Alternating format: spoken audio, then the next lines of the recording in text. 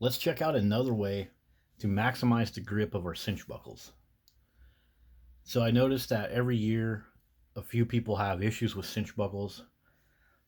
So I came up with another way to make your cinch buckle work better. So check it out.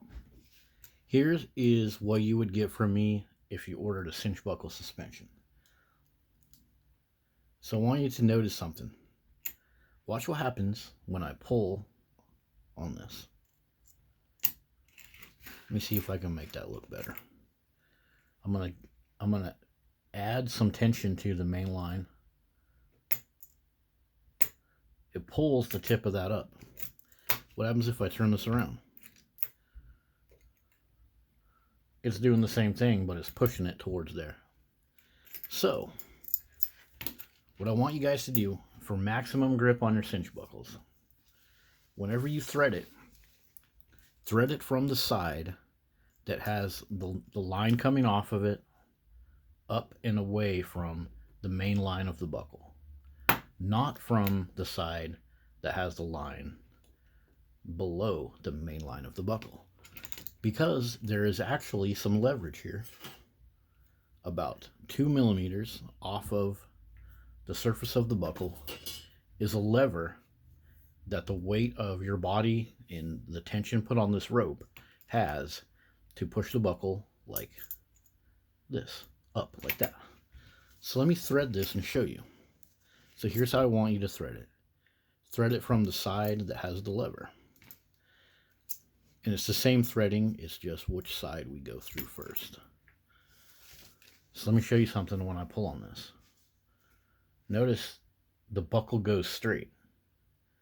So the buckle kind of wants to hang at an angle over here, but as we put tension to it, it goes straight. It goes up that way. Of course, it won't go up that way because we're hanging our hammock on it, right? But that's adding tension right here, which is compressing our strand in here, providing maximum grip. So let me thread it the other way to further illustrate this. So now I'll thread it the way that I don't want you guys to thread it. And so watch what happens when I put tension on it. Whoa, look at that. The buckle is at an angle. The buckle is actually going away from right here where we want the most of the pressure to compress that toggle. Actually, the direction that the buckle is going right here. Notice it slips easier too. I'm using my Dyneema, aka ultra high molecular weight webbing for this. But notice the way the buckle is pivoting. This is also the way that we would pivot the buckle to release it. Like when you release the buckle from your hammock, you pivot it like this and slide it. So the buckle is already in a pivot that is not favoring a good lockup. So that's the first thing I want to share with you guys. The best way to do it is to thread it from the side that has the exiting loop going up to your hammock, up away from the buckle, because it's basically pivoting. It's trying to, you see what it's trying to do? It's trying to pivot the buckle upwards, and then the weight of your hammock counters that and provides the most pressure on that toggle, giving you the best lockup. And then I'll show you another thing you can do to even maximize this more. You can take this little wrap that's right here, and you can take and migrate it down to the sides like I've done here. So let me illustrate that. We have to have a pretty good amount of available slack. We're going to take this prusik here, just get a bunch of slack in it, and we're going to put those wraps off to the side. And I'll show you why this works so well. So see, now the wraps are off to the side like that. And you can see in this buckle, I put the wraps off to the side, and then I took the main line and I went around this piece. So let's do that. So there's that piece right there. And what we're gonna do is do this right here. See what we did? I'll open this back up to show you.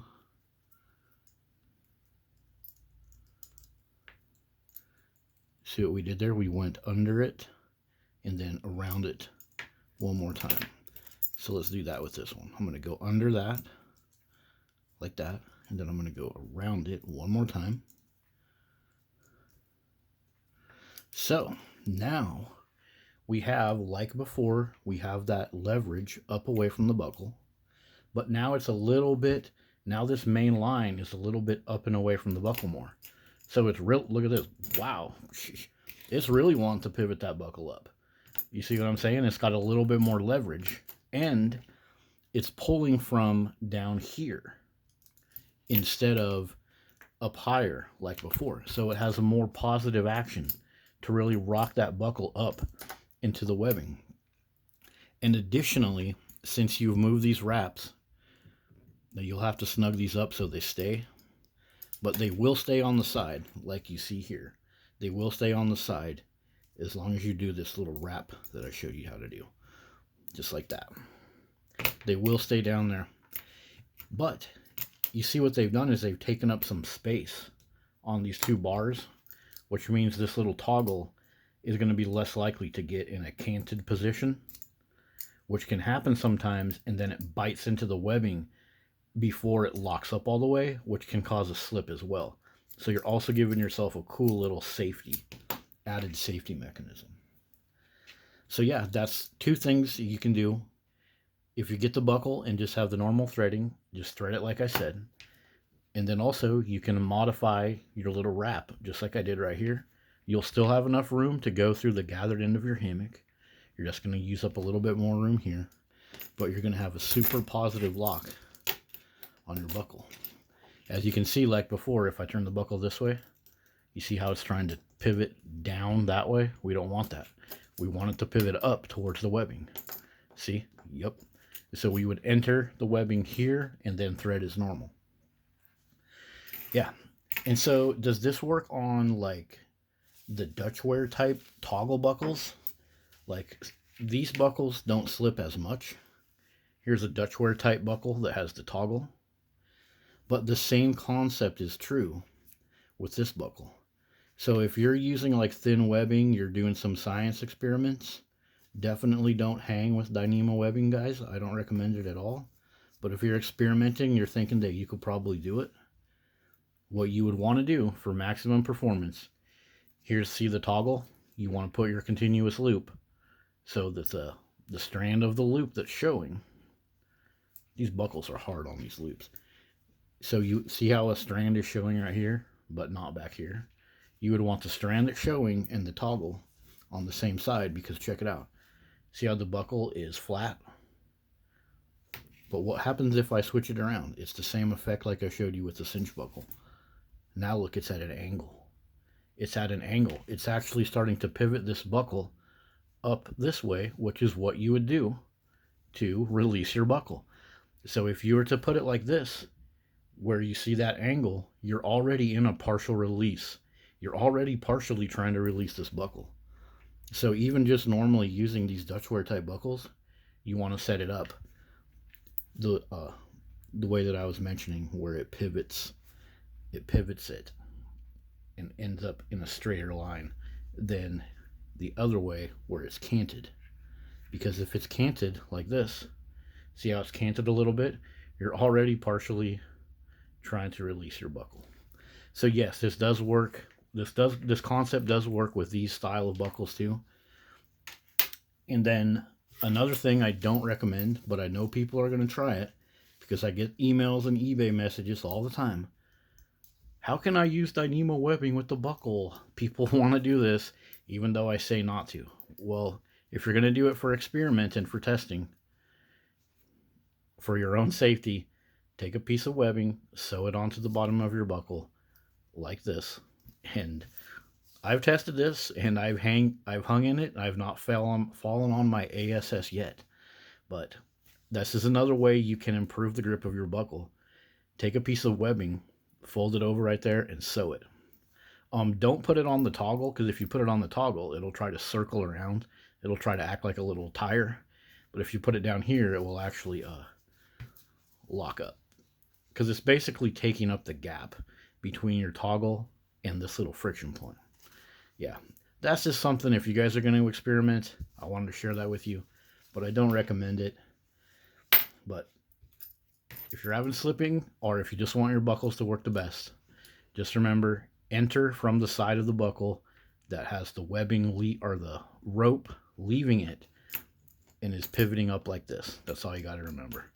And your cinch buckles will lock up much better, and you won't have to add the knot at the ends, like some people say to put a knot at the end. If we're going to put knots on our suspension, we might as well just get rid of the buckles. But these buckles do work really good. We just have to maximize their performance. And if your webbing has been bit, like, I know this happens sometimes and people don't realize it until the buckle slips, and then it's like you got a bruise on your butt cheeks. But you know, sometimes this happens right here, and then you get a little bite on your webbing. Yeah, if you have a bite on your webbing and it's starting to fray, try to lock the buckle up where that fray is away from the buckle, because that will, the fray being in there, the missing material gets in there, and that automatically sets it as a cant too. So that's another thing to just be aware of. But you'll have less of that if you set your buckle up like this. Thanks for watching, guys. See you later.